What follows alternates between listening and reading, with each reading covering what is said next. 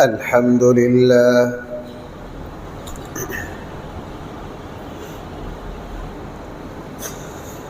الحمد لله نحمده ونستعينه ونستغفره ونؤمن به ونتوكل عليه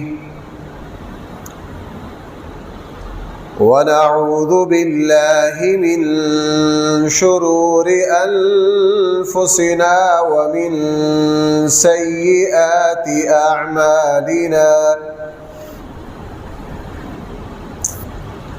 من يهده الله فلا مضل له ومن يضلله فلا هادي له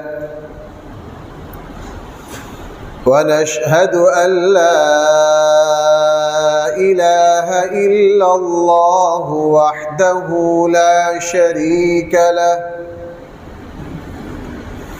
ونشهد أن سيدنا وسندنا ومولانا محمدًا عبده ورسوله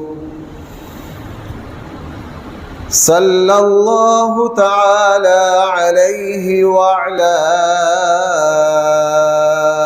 آله وأصحابه وبارك وسلم تسليما كثيرا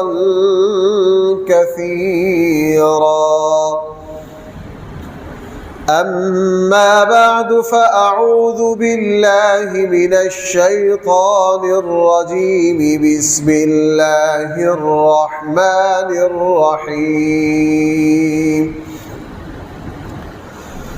قل إن كنتم تحبون الله فاتبعوني يحببكم الله ويغفر لكم ذنوبكم والله غفور رحيم صدق الله مولانا العظيم.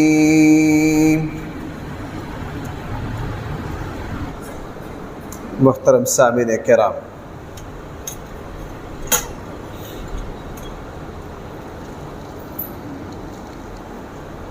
آج یہ ربیع الاول کا آخری جمعہ ہے. ربیع الاول میں جو معمول ہے کہ جمعۃ المبارک کے جو خطبات ہیں، جو تقریریں ہیں، ان کا موضوع نبی کریم صلی اللہ علیہ وسلم کی سیرت طیبہ ہوتا ہے. میں نے پہلا جمعہ اس موضوع پر پڑھایا تھا کہ ہمارے نبی جو ہے یہ آسانیاں بانٹنے والے نبی ہیں.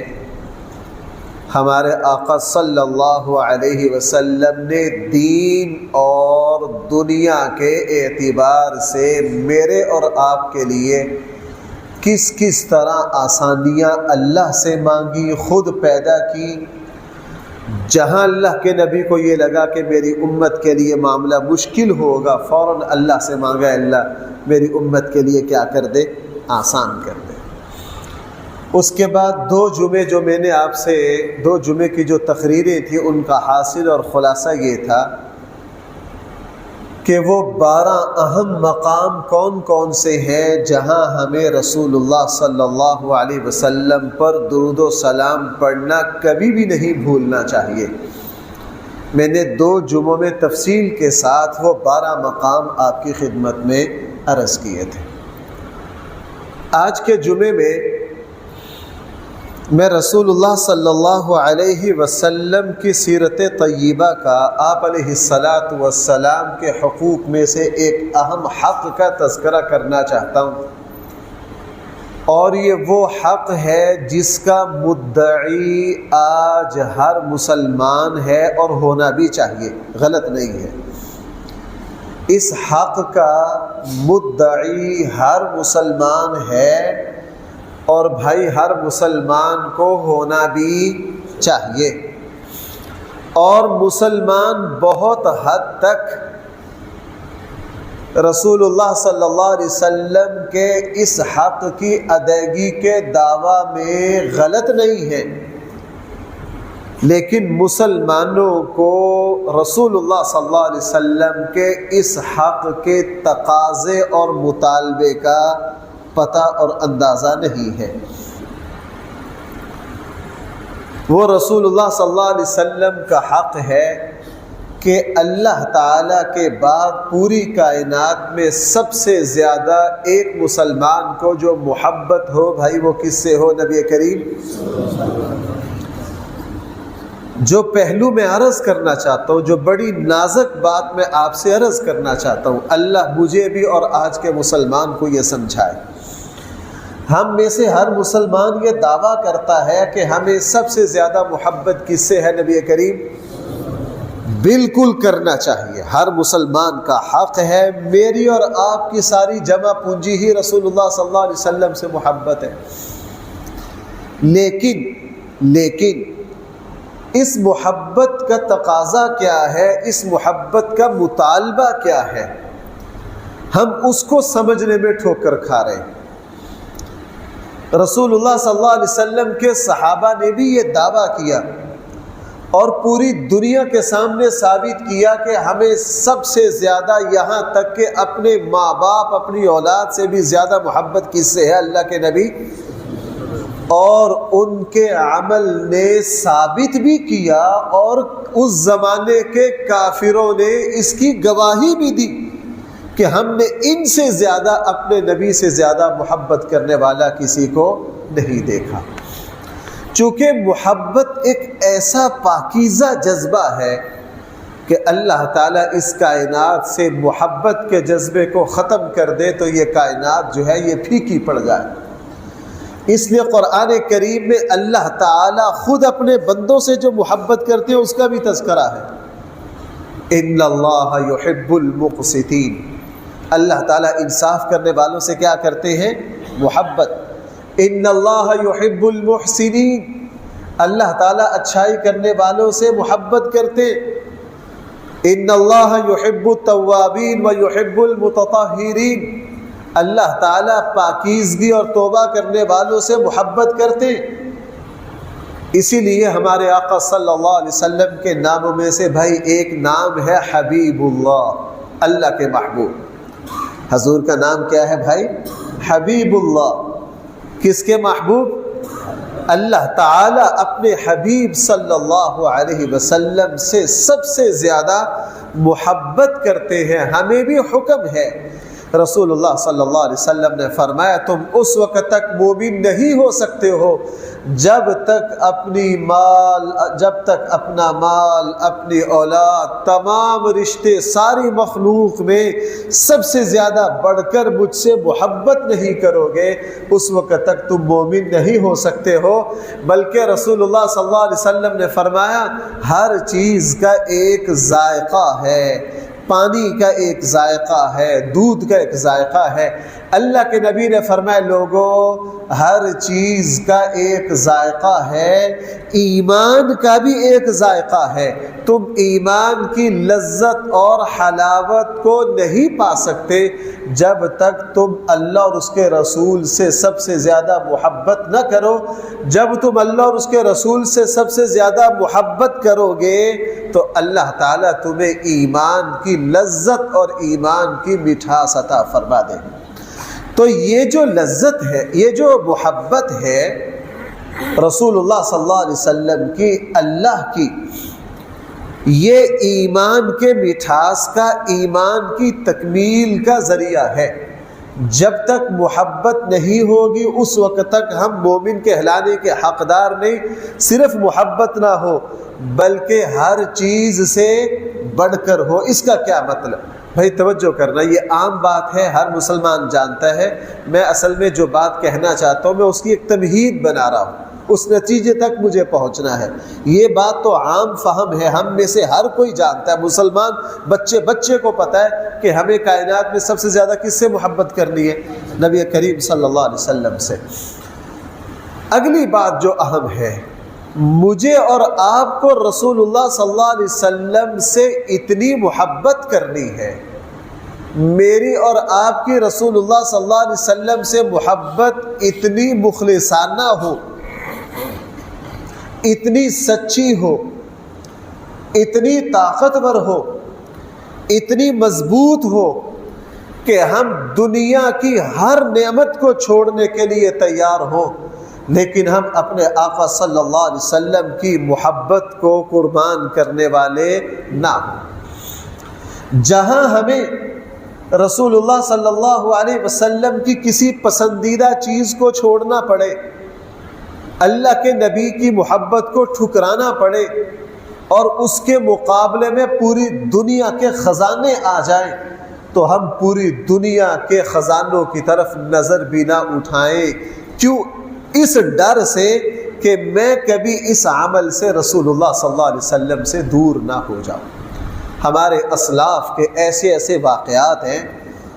حقیقت یہ ہے کہ ہم میں سے ہر کوئی سمجھتا تو یہ ہے کہ مجھے اللہ کے رسول سے سب سے زیادہ محبت ہے، لیکن ہم اپنے اسلاف کے جب واقعات پڑھتے ہیں تو بھائی اس وقت یوں لگتا ہے ہمیں تو حضور کی محبت کی ہوا بھی نہیں لگی، ہمیں تو دعویٰ ہی دعویٰ ہے۔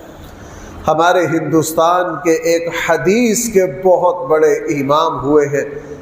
میں یوں کہہ سکتا ہوں کہ ہندوستان میں، پاک و ہند میں، اس خطے میں اللہ نے حدیث کے جو 2-4 بڑے استاد پیدا کیے، ان میں سے ہیں علامہ انور شاہ صاحب کشمیری رحمہ اللہ۔ علامہ اقبال بھی ان کے شاگرد ہیں۔ علامہ اقبال بھی کیا ہیں؟ ان کے شاگرد ہیں۔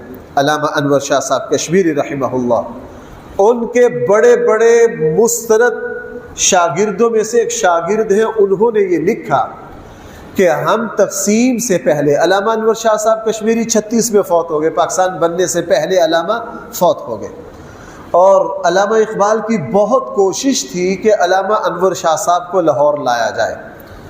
علامہ اقبال نے بادشاہ مسجد کی خطابت اور پنجاب یونیورسٹی کی قیادت اور چانسلری ان کے سامنے پیش کی تھی کہ آپ اس کے سربراہ ہوں گے۔ پورا انتظام کر کے علامہ انور شاہ صاحب کشمیری کو بڑی خوشی سے خط لکھا کہ میں آپ کے لیے بادشاہ مسجد کی خطابت کا بھی انتظام ہو گیا ہے، پنجاب یونیورسٹی آپ کا علمی مرکز ہوگا، آپ تشریف لائیے، اس خطے میں علم حدیث کی ہوا چل جائے گی۔ لیکن جب علامہ اقبال کا یہ خط پہنچا علامہ انور شاہ صاحب کشمیری کے پاس، تو علامہ نے جواب لکھا کہ آپ کے خط آنے سے پہلے، کچھ دیر پہلے، میں جامعہ اسلامیہ ڈھابیل کے ساتھ وعدہ کر چکا ہوں، اس لیے میں لاہور نہیں آ سکتا۔ علامہ اقبال نے پھر جوابی خط لکھا، بڑا دکھ بھرا کہ اوہو، میں نے بڑی کوشش کی کہ آپ کہاں تشریف لائیں؟ لاہور۔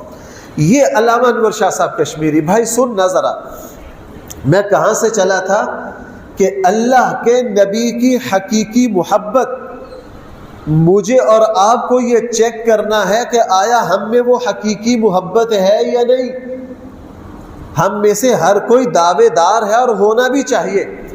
یہ علامہ انور شاہ صاحب کشمیری، ان کے بڑے بڑے شاگردوں نے لکھا ہے کہ ہم علامہ انور شاہ صاحب کشمیری کے چلنے پھرنے، اٹھنے بیٹھنے، دیکھنے، کھانے پینے، سونے جاگنے، علامہ کی ایک ایک ادا کو دیکھ کر سمجھ جاتے تھے کہ علامہ انور شاہ صاحب نے یہ جو کام کیا ہے یہ واقعتاً سنت ہوگا۔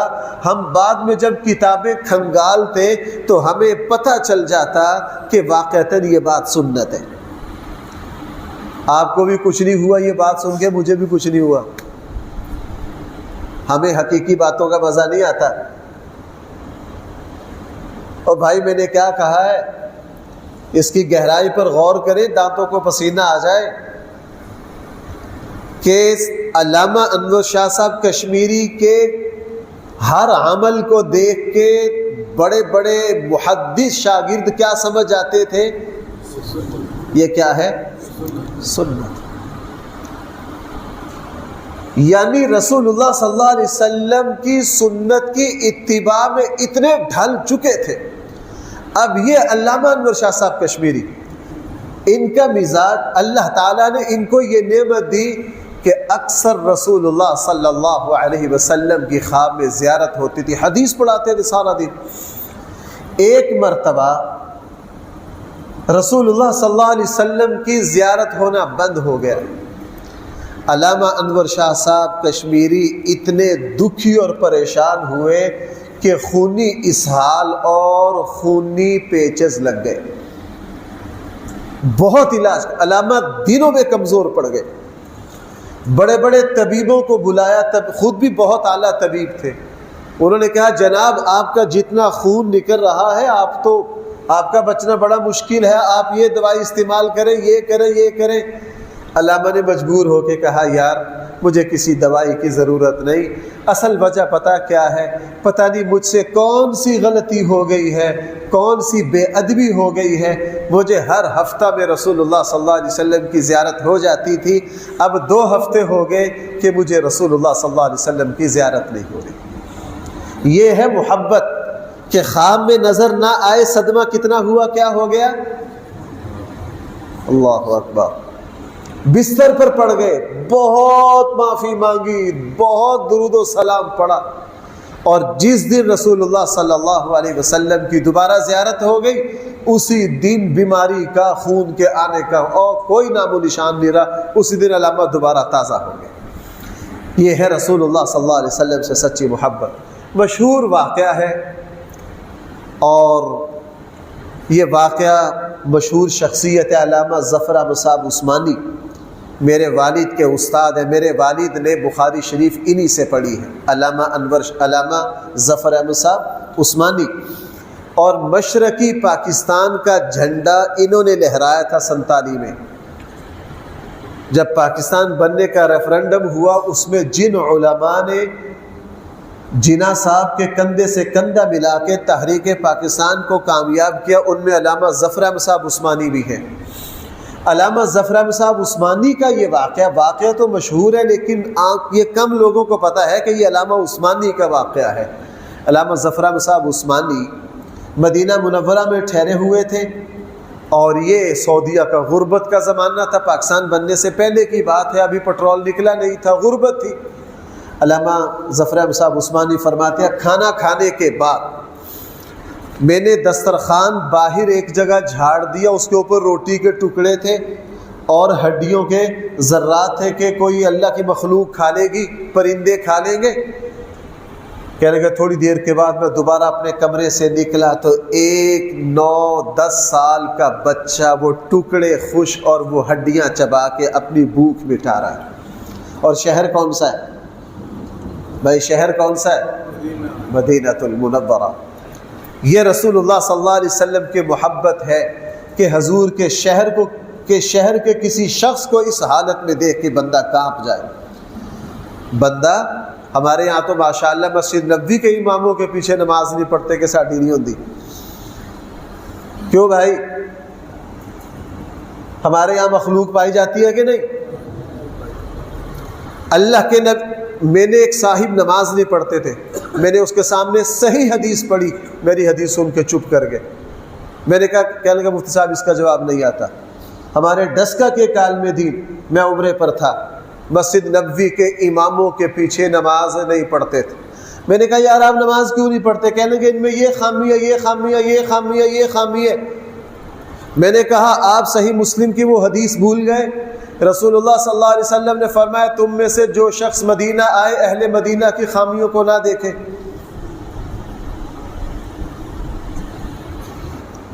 کون سمجھا میری بات؟ میں آپ کی بات مان لیتا ہوں ان میں یہ خامیاں ہیں، بفرض محال مان لیتا ہوں، میرے نزدیک یہ خامیاں نہیں ہیں، آپ کے نزدیک مان لیتے ہیں ان میں یہ خامیاں ہیں۔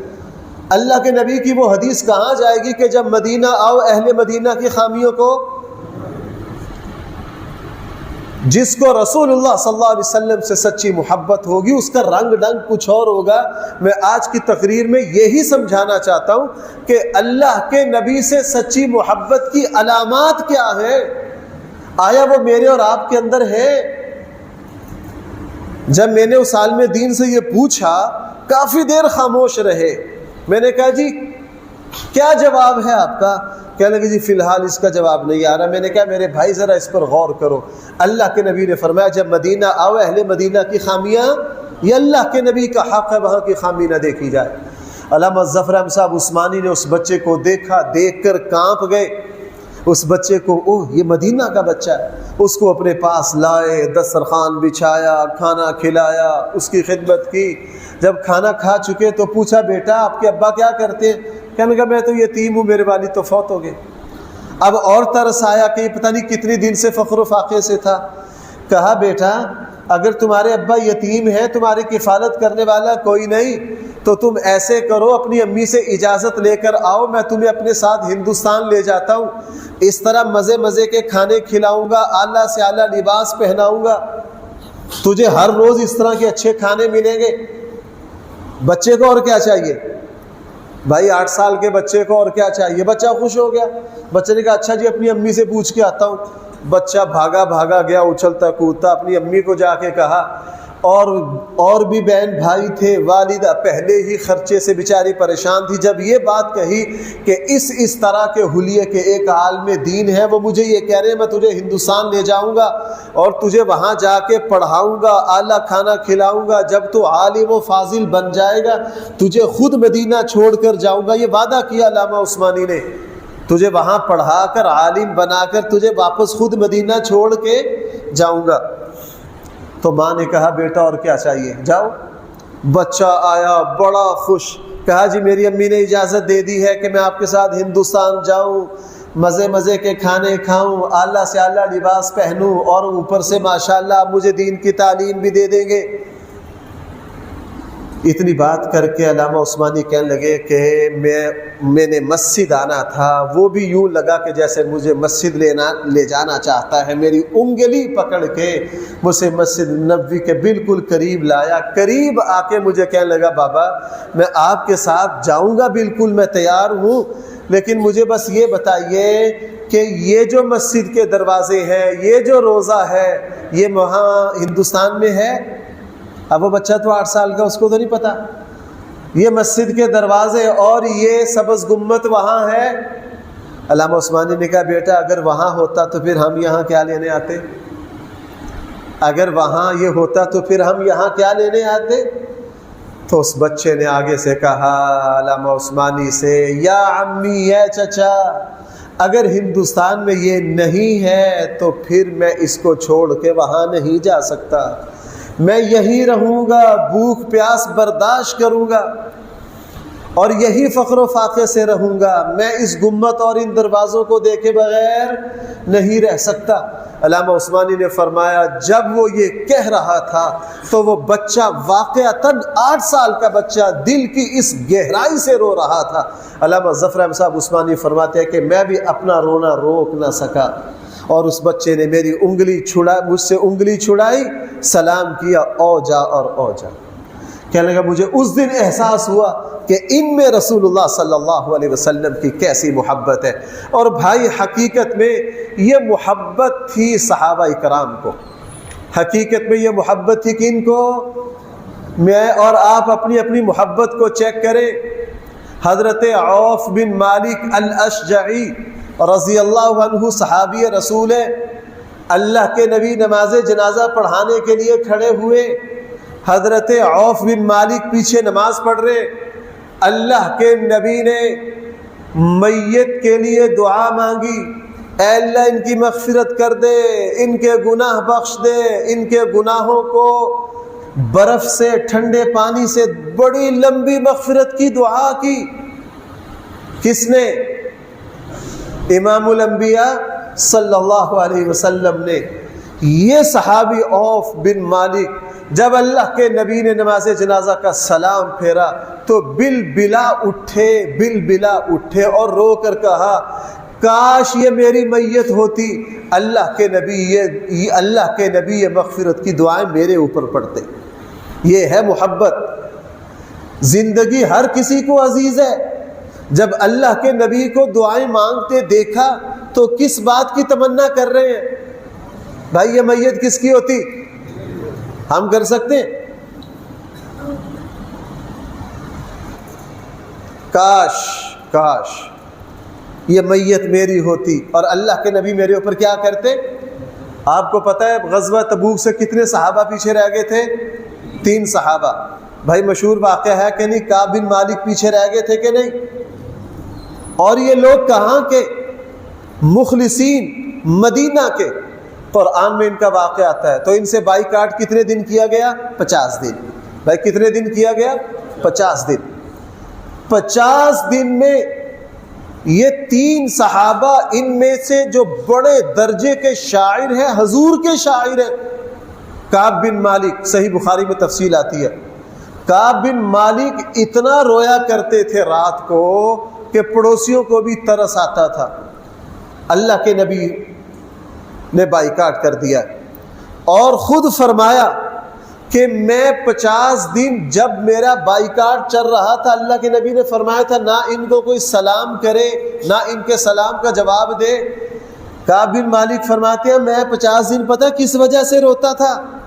یہ ہے معیار کہ ہمیں محبت ہے۔ فرمایا میں اس وجہ سے روتا تھا کہ اگر ان 50 دنوں میں میری موت آ گئی، یہ بائیکاٹ کے دنوں میں میری موت آ گئی، تو اللہ کے نبی نے میرے اوپر نماز جنازہ نہیں پڑھنی، اور اگر اللہ کے نبی نے میرے اوپر جنازہ نہ پڑھی تو میرا بنے گا کیا؟ اگلی بات خود فرمایا کرتے تھے اگر اس بائیکاٹ کے دنوں میں رسول اللہ صلی اللہ علیہ وسلم کا انتقال ہو گیا تو میں اپنے چہرے کی سیاہی کو کس طرح مٹاؤں گا کہ سارے لوگ یہ کہیں گے کہ یہ ہے وہ کعب بن مالک، اللہ کے نبی دنیا سے اس حالت میں گئے ہیں کہ اس سے ناراض تھے۔ میں یہ دونوں حالت، میں مر گیا پھر بھی گیا، اگر اللہ کے نبی دنیا سے تشریف لے گئے میں پھر بھی مر گیا۔ دعائیں مانگا کرتے تھے اے اللہ یہ جو بائیکاٹ کے دن میں ہیں ان میں نہ میرا انتقال ہو نہ اللہ کے نبی دنیا سے تشریف لے جائیں، اگر میرا انتقال ہو گیا تو اللہ کے نبی نے نماز جنازہ نہیں پڑھنی، اگر اللہ کے نبی تشریف لے گئے تو میں اس غم سے مر جاؤں گا کہ اللہ کے نبی اس حالت میں دنیا سے تشریف لے گئے ہیں کہ مجھ سے کیا تھے۔ یہ ہے محبت، یہ ہے محبت کہ اللہ کے نبی کی محبت کے سامنے کچھ بھی آ جائے بندہ اس کی پرواہ نہ کرے۔ صحیح مسلم میں ہے بھائی، ذرا غور کرنا، شاید تھوڑی سی بات اب کڑوی ہو جائے، اور کڑوی دوائی سے علاج جلدی ہوتا ہے شفا۔ اللہ اس کڑوی دوائی سے شفا مجھے بھی دے، آپ کو بھی دے، ہمیں یہ کرنی پڑتی ہے۔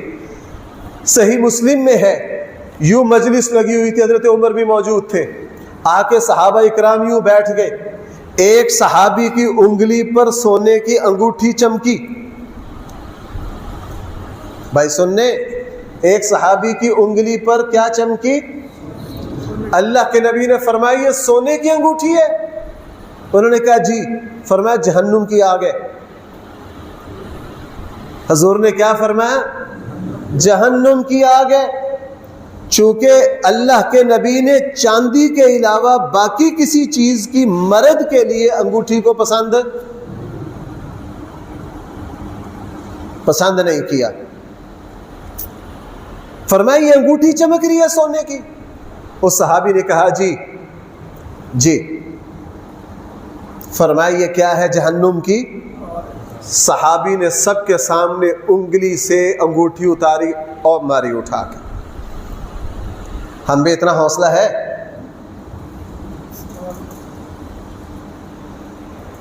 بھائی میں اپنے سمیت بات کر رہا ہوں، ہم میں حوصلہ ہے سونے کی انگوٹھی اٹھا کے مارے؟ اسی وقت اٹھا کے اور ماری، چونکہ یہ اس ہستی سے نکلا ہے یہ کلمہ جس ہستی سے یہ اپنے ماں باپ سے زیادہ وہ سمجھتے تھے ہمارے پاس اس ہستی کی محبت ہی ہمارا اصل سرمایہ۔ انگوٹھی اٹھا کے پرے پھینک دی۔ اب اللہ کے نبی اٹھ کر تشریف لے گئے گھر۔ حضرت عمر نے بات کہی، صحیح کہی، حضرت عمر نے بات غلط نہیں کہی۔ حضرت عمر نے کہا یہ انگوٹھی اٹھا لو، سونے کی ہے، گھر جا کے اپنی خواتین کو دے دو۔ بھائی حضرت عمر نے صحیح کہا کہ غلط؟ عورتوں کے لیے تو سونا جائز ہے نا، قرآن نے، اللہ کے نبی نے اجازت دی۔ اللہ کے نبی نے فرمایا انگوٹھی اٹھا لو، گھر جا کے اپنی خواتین کو دے دینا۔ اس صحابی نے آگے سے پتہ کیا جواب دیا؟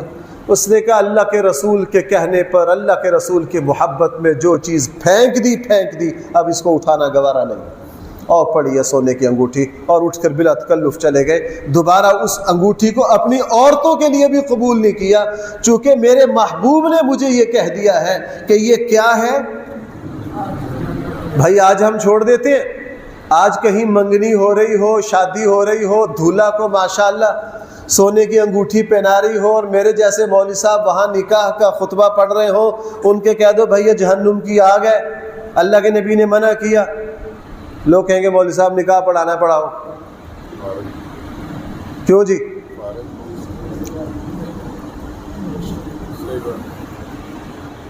اگر آپ ناراض ہوتے ہیں، میں اپنی برادری کی مثال دیتا ہوں، ربیع الاول ہے، بڑے بڑے سٹیجوں پر ہمارے بڑے بڑے نقیب کے انگلیوں میں انگوٹھیاں گنو کتنی ہیں، اور کس کس چیز کی ہیں۔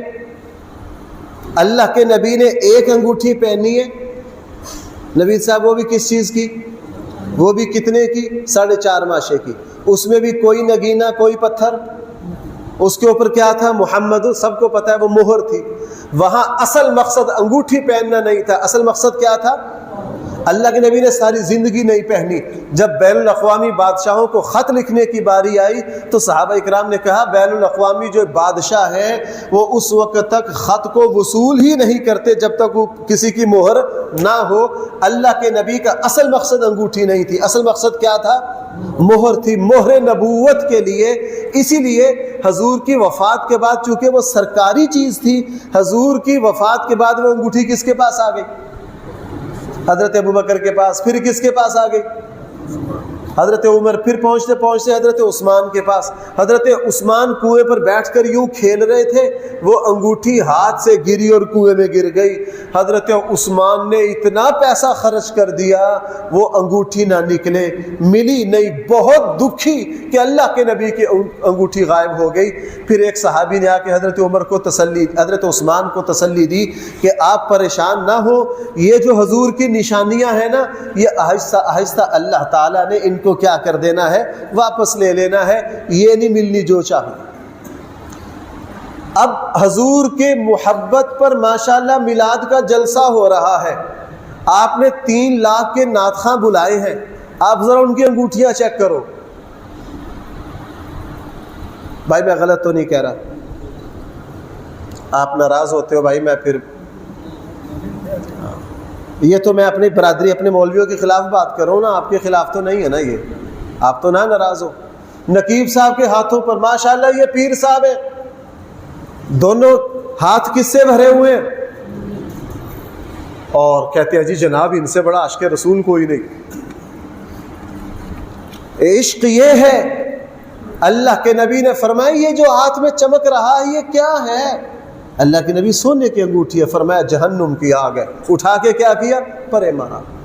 حضرت عبداللہ بن عمر مشہور محدث ہیں اور تابعی ہیں، ان کے والد صحابی تابعی عمر بن عاص رضی اللہ عنہ کے بیٹے ہیں، آگے ان کے پوتے ہیں، حدیث کے مشہور راوی ہیں عمر بن شعیب۔ یہ جو صحابی ہیں حضرت عبداللہ بن عمر بن عاص کے بیٹے ہیں، اور امت تک ان کے ذریعے بہت ساری احادیث پہنچی ہیں۔ رسول اللہ صلی اللہ علیہ وسلم ایک موقع پر تشریف فرما تھے اور آگے بہت سارے لوگ تھے، حضرت عبداللہ بن عمر بن عاص آئے اور ان کے اوپر زرد رنگ کی چادر تھی۔ بھائی کیسی چادر تھی، زرد رنگ کی چادر تھی، اور وہ کلر تھا جو اس زمانے میں عورتیں پہنتی تھیں۔ اللہ کے نبی مجلس میں یوں بیٹھے، عبداللہ بن عمر بن عاص پر یوں نظر پڑی، بس اتنا کہا عبداللہ یہ چادر کا کلر کیسا ہے، بس کیا کہا، چادر کا، نہ یہ کہا کہ غلط ہے، نہ یہ کہا کہ یہ پوچھا یہ چادر کا کلر کیسا ہے، بس باقی اللہ کے نبی کا گفتگو کا جو سلسلہ تھا وہ چلا۔ مجلس ختم ہوئی، حضرت عبداللہ بن عمر بن عاص سے برداشت نہ ہوا، سیدھا غصے سے گھر گئے۔ گھر میں تنور جل رہا تھا، پوری چادر اٹھا کے تنور میں ماری، اور شرم سے پسینہ پسینہ ہو گئے۔ اللہ کے نبی نے مجھے کیا کہا، یہ چادر کیسی؟ یہ لوگ تھے جن کو اللہ کے نبی کی حقیقی محبت نصیب تھی۔ حقیقی محبت کیا تھی؟ نصیب تھی۔ اچھا، اللہ کے نبی نے اگلی نماز میں دیکھ لیا، اللہ کے نبی کو پتا تھا میرے شاگرد نے کیا کرنا ہے۔ اگلی نماز میں حضرت عبداللہ بن عمر بن عاص سے پوچھا، ان سے پوچھا کہ جی عبداللہ ادھر آؤ، حاضر ہو گئے۔ وہ چادر کا کیا بنا، کیا کیا اس چادر کا؟ کہ اللہ کے نبی وہ تو تنور میں جلا دی۔ رسول اللہ صلی اللہ علیہ وسلم نے فرمایا وہ عورتوں والا کلر تھا، گھر کی خواتین کو پہنا دیتے۔ آگے سے پتہ کیا جواب دیا؟ اوہو، سارا ایمان سمو دیا۔ آگے سے کہا اللہ کے رسول، جو چادر اللہ کے نبی کی نگاہ میں نہیں جچی وہ میری نگاہ میں بھی جچ نہیں سکتی، اس لیے میں نے اس کو پھینک دیا۔ یہ ہے صحابہ اکرام کی محبت۔ اب آئیے جو بات میں عرض کرنا چاہتا ہوں، رسول اللہ صلی اللہ علیہ وسلم کی محبت کے بغیر میں اور آپ مومن نہیں ہو سکتے، لیکن کتنی محبت چاہیے، کیسی محبت چاہیے؟ اتنی محبت چاہیے جو ہمیں رسول اللہ صلی اللہ علیہ وسلم کی اتباع پر کھڑا کر دے، ہمیں رسول اللہ صلی اللہ علیہ وسلم کے نقش قدم پر چلانے والا بنا دے۔ ہمیں وہ محبت چاہیے جو محبت مجبور کر دے۔ دیکھو بھائی، اولاد سے محبت ہوتی ہے، بیٹے نے موٹر سائیکل کی فرمائش کی، باپ کے پاس گنجائش نہیں ہوتی، لیکن باپ کیا کرتا ہے؟ اپنی ضرورتیں دبا کر بیٹے کے لیے انتظام کرتا ہے یا نہیں؟ آپ ماشاءاللہ سارے بڑے حضرات ہیں بھائی، ہم سب کی اولادیں پڑھ رہی ہیں، سچی بتاؤ، میں اگر 40 سال سے اوپر والوں کو کھڑا کروں نا اور ساتھ ان کے بیٹوں کو کھڑا کروں تو بیٹوں کا لباس اچھا ہوگا یا باپ کا لباس اچھا ہوگا؟ بھائی بولتے نہیں۔ اللہ نے باپ کو بنایا قربانی دینے والا ہے۔ اچھا، یہ 40-50 سے اوپر والوں کو کھڑا کرو، ان کے جیب کے موبائل چیک کرو، کسی کا چلتا ہوگا کسی کا نہیں، اور ان کے صاحبزادوں کے موبائل چیک کرو تو لگ پتہ جائے گا۔ کمائی کس کی ہے بھائی؟ کمائی کس کی ہے؟ باپ کی۔ باپ یہ قربانی دیتا ہے۔ بیٹی کو رخصت کرتے ہوئے جو کچھ بیٹی کو دیا جاتا ہے وہ سہولتیں ماں باپ کو تو کبھی نصیب ہی نہیں ہوتی، جو کس کو دے دیتے ہیں؟ بیٹی کو دے دیتے ہیں۔ کیوں؟ یہ سارا کچھ کیوں دیا جا رہا ہے؟ اولاد سے محبت ہے بھائی، اولاد سے کیا ہے؟ وہ محبت مجبور کر رہی ہے، وہ محبت مجبور کر رہی ہے۔ میری اور آپ کی اللہ کے نبی سے وہ کیسی محبت ہے، وہ کیسی محبت ہے جو اللہ کے نبی صلی اللہ علیہ وسلم کی وہ محبت مجھے اتباع کی طرف نہیں لا رہی۔ اب میں ایسے باریک واقعات ہیں۔ رسول اللہ صلی اللہ علیہ وسلم جب تبوک تشریف لے گئے نا، آپ کو پتہ ہے گرمی کا سفر تھا، بہت لمبا سفر تھا، اور وہاں بھوک پیاس سے واسطہ تھا۔ جو صحابہ پیچھے رہ گئے غربت کی وجہ سے، کس وجہ سے؟ کعب بن مالک تو وسعت کی وجہ سے 3 رہ گئے تھے نا، جن سے بائیکاٹ کیا۔ کچھ صحابہ کس وجہ سے رہ گئے تھے؟ وہ جا نہیں سکے۔ اور جب اللہ کے نبی مدینہ سے تبوک جا رہے تھے، قرآن میں ان کے رونے کا تذکرہ، وہ روتے تھے کاش ہمیں بھی اب اللہ کے نبی چلے گئے تبوک، وہ رہ گئے پیچھے مدینہ میں۔ اور علامہ ابن کثیر نے ایک صحابی کا تذکرہ کیا ہے جو غریب صحابی تھے، پیچھے نہیں جا سکے تھے۔ وہ جتنے دن اللہ کے نبی تبوک میں رہے، اللہ کے نبی کو اس سفر میں کم سے کم مہینہ سے زیادہ لگا۔ کتنا؟ اکثر مدینہ میں پیچھے روتے رہتے تھے۔ مدینہ میں کیا کرتے رہتے تھے؟ پیچھے۔ کسی نے پوچھا آپ کیوں روتے ہو؟ کہنے لگے بس جب یہ یاد آتا ہے نا کہ اس شدت گرمی میں اللہ کے نبی کا کیا حال ہوگا، بس اس وجہ سے رو پڑتا ہوں، اس خیال سے رو پڑتا ہوں۔ یہ ہے محبت، اور صحابہ اکرام کو یہ محبت حاصل تھی۔ آپ کو پتہ مشہور واقعہ ہے، حضرت انس بن مالک کیا فرماتے ہیں؟ مجھے کدو کھانا پسند ہے۔ حالانکہ اللہ کے نبی کی یہ جو سنتیں ہیں نا، یہ سنن ہدا نہیں ہے۔ بھائی ٹائم پورا اور حضرت توجہ کرنا ایک بات عرض کروں۔ اللہ کے نبی کی کچھ سنتیں وہ ہیں جو اللہ کے نبی نے بطور عادت کی ہیں، بطور شریعت ہے۔ بھائی بات سمجھ آ گئی؟ ان سنتوں پر ہم عمل کریں بہت اچھا۔ مثلا اللہ کے نبی صلی اللہ علیہ وسلم نے تہبند اور اوپر چادر تھی، یہ اللہ کے نبی شریعت کا حکم صرف سطر چھپانا تھا، کسی طرح بھی چھپا لو۔ اس لیے ہم نے شلوار قمیض پہن کے چھپا لیا، اللہ کے نبی نے کھلی چادریں پہن کے برابر ہے۔ اب اللہ کے نبی کی یہ چادر پہننا یہ شریعت کی سنت نہیں ہے، اللہ کے نبی کی طبی سنت ہے۔ اس کو علماء کی زبان میں کہا جاتا ہے سنن عادیہ، ان کی اتباع لازم اور ضروری، اگر کوئی کر لے بہت اچھا۔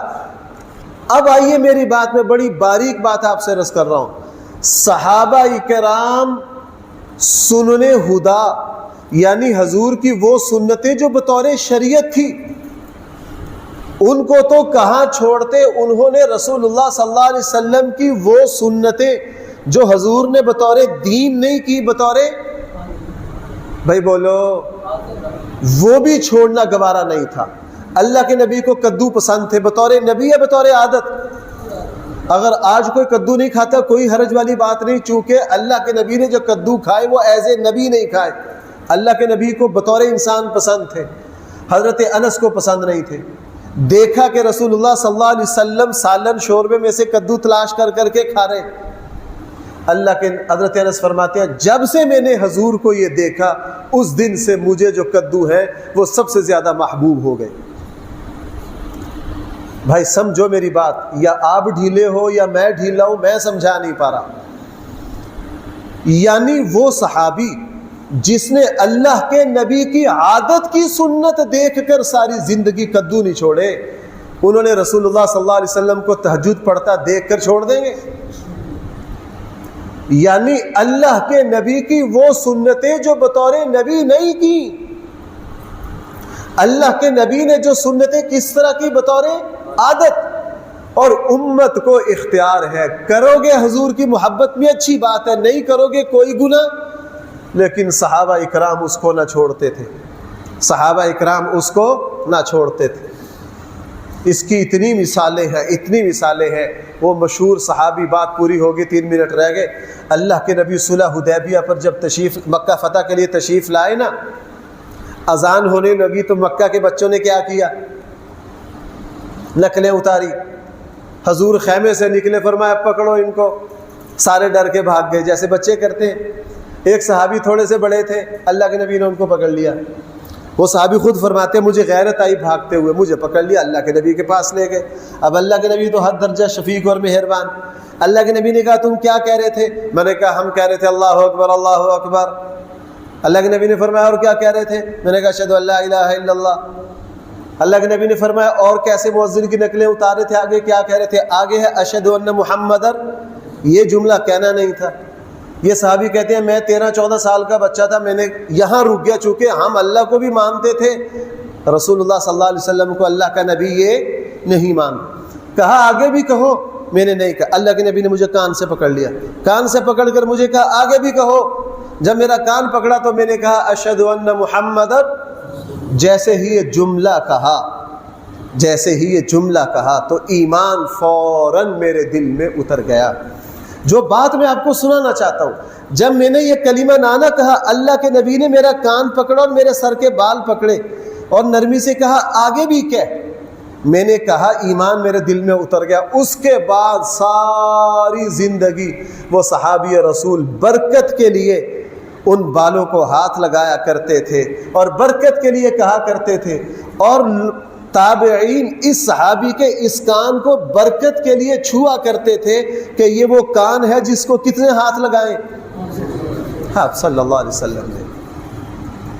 تو بھائیو اپنی اپنی محبت ربیع الاول میں چیک کرو۔ میں رسول اللہ صلی اللہ علیہ وسلم کی محبت کا مضمون بیان نہیں کر رہا ہوں، میں صرف یہ کہہ رہا ہوں کہ معیار کیا ہے محبت کا۔ آج اللہ کے نبی، ہائے ہائے ٹائم پورا ہو جاتا ہے۔ ایک صحابی، بھائی 1-2 منٹ لے لوں آپ کے، ایک تابعی حضرت موسیٰ اشعری کے، آپ کو مزہ نہیں آنا، پھکی بات، بالکل خشک بات ہے، ہاں سیدھی سیدھی بات۔ ایک تابعی حضرت موسیٰ اشعری کے پاس گئے، حضرت موسیٰ اشعری کی آنکھوں کو بوسہ دیا اور پتہ کیا کہا؟ اے موسیٰ اشعری تم کس نے خوش نصیب ہو، تمہاری ان آنکھوں نے رسول اللہ صلی اللہ علیہ وسلم کو دیکھا ہے۔ ادھر ہم بعد میں پیدا ہوئے، ہم اللہ کے نبی کا کچھ بھی نہ دیکھ سکے۔ حضرت موسیٰ اشعری نے جب یہ تڑپ دیکھی نا، اسے کہا میں تجھے ایک بندے کا پتہ بتاتا ہوں، جا اس کو دیکھنا اس طرح ہے جس طرح رسول اللہ صلی اللہ علیہ وسلم کو دیکھنا۔ جا تو حضرت عبداللہ ابن مسعود کے پاس، اور عبداللہ ابن مسعود کی ایک ایک ادا نوٹ کر۔ عبداللہ ابن مسعود کا چلنا پھرنا بولنا، عبداللہ ابن مسعود کی ایک ایک ادا کاپی ہے نبی کریم صلی اللہ علیہ وسلم۔ اور ساتھ یہ بھی کہا حضور کے صحابہ جتنے اب زندہ ہیں نا، ان میں سب سے زیادہ اللہ کے نبی کی زندگی کا جو جھلک تجھے ملے گا یہ کس میں لگے گا؟ عبداللہ ابن۔ اور بھائی آرام سے آ جاتی ہے یہ بات، بیٹا باپ کی ہر چیز میں نقل نہیں اتار سکتا۔ ہاں وہ تابعی گئے، انہوں نے پورا 8-10 دن عبداللہ ابن مسعود کی ایک ایک چیز کا مطالعہ کیا۔ حضرت موسیٰ اشعری کو آ کے واپس بتایا، میں نے دیکھا ابن مسعود جوتا یوں پہنتے ہیں، یوں چلتے ہیں، یوں بیٹھتے ہیں، یوں دیکھتے ہیں۔ اب وہ بتاتے گئے اور حضرت موسیٰ اشعری حدیثیں پڑھتے گئے کہ بالکل اللہ کے نبی ایسے ہی دیکھتے تھے، ایسے ہی چلتے تھے۔